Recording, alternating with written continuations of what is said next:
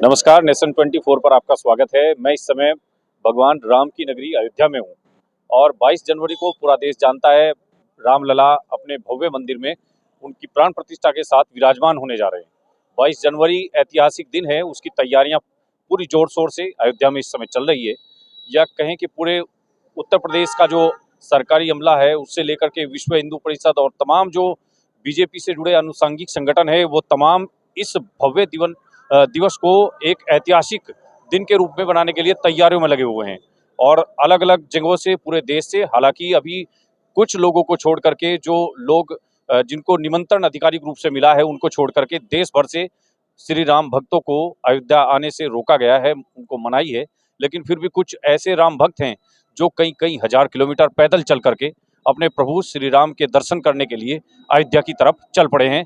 उनमें से कुछ लोग पहुंच भी चुके हैं और कुछ अभी रास्तों में हैं। ऐसे ही कुछ राम भक्त हमारे साथ हैं जो कई 100 किलोमीटर की पैदल यात्रा करने के बाद अयोध्या नगरी में पहुंच चुके हैं। उनसे बातचीत करते हैं, कैसा उनका ये सफर रहा और क्या सोच करके वो इतनी दूर चल पड़े थे। क्या नाम है भैया आपका? राहुल पटेल। राहुल पटेल। जय श्री राम भैया। और ये बताइए कितनी तारीख को आप चले थे? थोड़ा नजदीक आइए। कितने तारीख को चले थे आप लोग? 6 दिसंबर। 6 दिसंबर को चल दिए थे? 6 दिसंबर को चले। अच्छा, आपको तो 1 महीना से भी अधिक हो गया है। 42 दिन हो गया।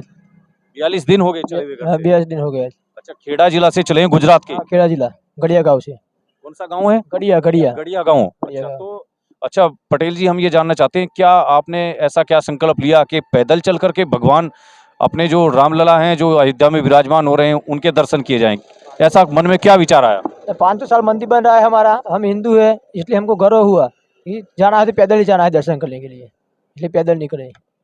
पैदल जाने का मन में आया कि पैदल चल करके दर्शन करेंगे, इतने दिनों बाद ये मौका आया है, इसलिए पैदल चले। इसलिए पैदल चले। रास्ते में कोई तकलीफ हुई क्या? कोई तकलीफ नहीं। कोई तकलीफ नहीं हुई? इतनी दूर पैदल चल रहे हैं, 42 दिन से पैदल चल रहे हैं, कोई जान पहचान नहीं कहीं भी? मिला था पब्लिक का सपोर्ट, बहुत किया पब्लिक का सपोर्ट मिलता रहा। बहुत। लेकिन कभी मन में निराशा या कुछ ऐसा भाव तो आया होगा कि कितना लंबा जगह कई दिन हमारा। आपका क्या नाम है प्रभु?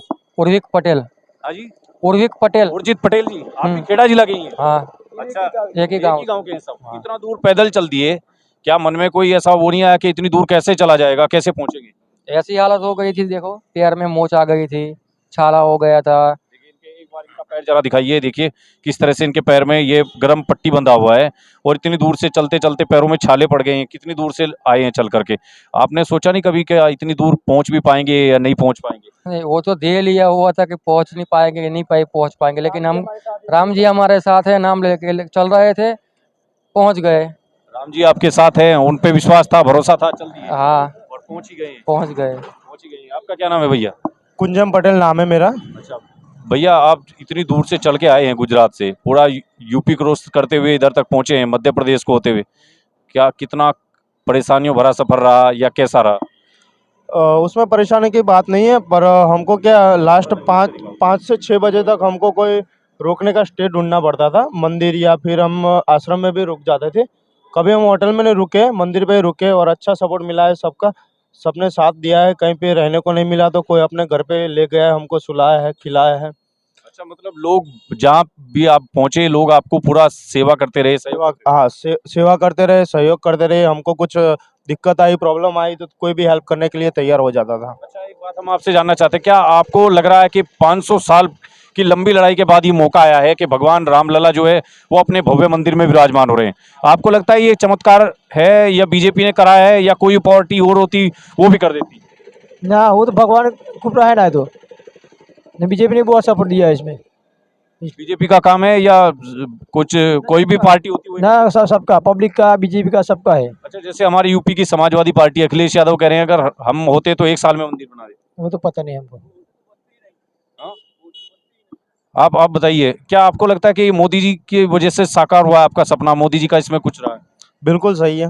मोदी जी नहीं होते तो राम मंदिर कभी नहीं बनता, और मोदी जी ने और योगी जी ने साथ मिलकर, जो यूपी के सीएम है योगी आदित्यनाथ, हाँ, वो भी, उनका भी बड़ा रोल है इस मंदिर बनाने के पीछे। ये भैया कुछ हमारे पीछे कुछ बोल रहे थे, क्या नाम है आपका? बताइए 1 मिनट आइए थोड़ा। हाँ, अभिषेक त्रिपाठी। अभिषेक त्रिपाठी, क्या काम करते हैं? ये दुकान है मेरी। अच्छा, ये पान गुटखा का वो चलाते हैं अपना, है ना जी।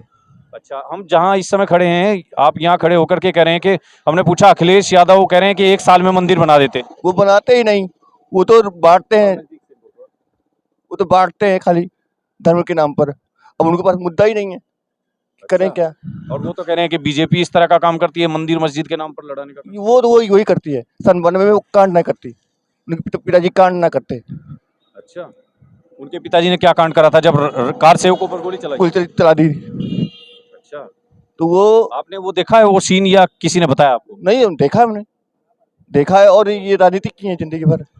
आपने कैसे देखा? आप उस टाइम थे यहाँ पे या कैसे? नहीं, तब तो छोटे थे हम, अच्छा, लेकिन वीडियो में आते रहता है, वीडियो आता है, लोग बताते हैं, पापा तो बताते थे। अच्छा।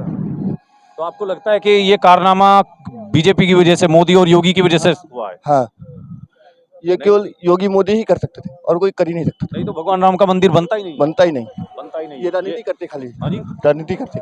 जी जी, ये अभिषेक त्रिपाठी हैं यहाँ पे, राम पथ के पर ये पान गुटखे की दुकान चलाते हैं, इनका ये कहना है।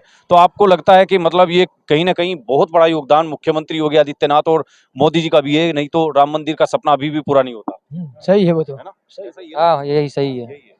आपको भी ऐसा ही लगता है? हाँ, मुझे भी ऐसा ही लगता है, क्योंकि सालों से ये मसला अटका हुआ था, कितने भी साल हो गए, और फाइनली अभी राम मंदिर बनने जा रहा है, तो अच्छा है। आपको लगता है कि सरकार की वजह से ही, ये सरकार को वोट दिया था, बीजेपी सत्ता में थी तो हो गया, नहीं तो कोई और सरकार होती तो और दिन लटक जाता मामला?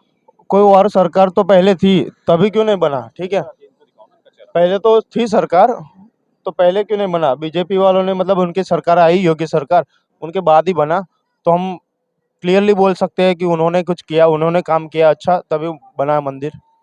तो आप कांग्रेस और समाजवादी पार्टी के लोग कह रहे हैं कि इसको बीजेपी इसका श्रेय लेना चाहती है, मंदिर तो सुप्रीम कोर्ट ने बनवाया, वो सुप्रीम कोर्ट ने जजमेंट दिया तो मंदिर बनना है, बीजेपी तो 2024 के चुनाव में इसका क्रेडिट लेना चाहती है, ऐसा ही है क्या? वो पॉलिटिकल चीज़ें मुझे ज़्यादा मालूम नहीं है। जी जी, आप क्या बोल रहे हैं? ऐसा पॉलिटिक्स में हम नहीं मानते हैं। अगर मंदिर के लिए आए हैं, मंदिर के जाएंगे। अल्लाह के लिए आए, हम पॉलिटिक्स के लिए नहीं आए यहाँ पे। अल्लाह के लिए आए हैं। और आपका सपना पूरा हो गया कि इतनी दूर पैदल चल के हाँ, पहुंच इतने गए, पैदल चल के हम पहुँच गए, वही सपना था हमारा कि दर्शन पैदल। करके वापस लौट जाएंगे। हाँ, दर्शन करके लौट जाएंगे। धन्यवाद। तो अयोध्या के रामपथ से मैंने अभी आपको दिखाया, गुजरात के कुछ राम भक्त हैं जो कई सौ किलोमीटर की पैदल यात्रा करने के बाद अयोध्या नगरी में पहुंचे हैं, अपने आराध्य भगवान श्री राम के दर्शन करके ये लोग अपने आप को धन्य समझ रहे हैं, और ये इतनी दूर से पैदल चले हैं, कह रहे हैं कि हमें कोई कष्ट नहीं हुआ, ऐसा लग रहा था कि भगवान राम उनको कोई शक्ति दे रहे हैं, और लगातार वो पैदल चलते रहे, इतना लंबा सफर तय किया इतनी ठंड में। 6 दिसंबर को चले थे, लगभग 40-42 दिन का लंबा सफर तय करने के बाद अयोध्या में प्रवेश किया है, और अभी मंदिर से थोड़ी दूर है, लेकिन इनके चेहरों पर एक संतोष का भाव है कि जल्द ही उन्हें भगवान राम के दर्शन होंगे। नेशन 24 अयोध्या से आपको भव्य प्राण प्रतिष्ठा सहित तमाम खबरें और यहाँ से अपडेट देता रहेगा। बने रहिए हमारे चैनल के साथ, नेशन 24 पर।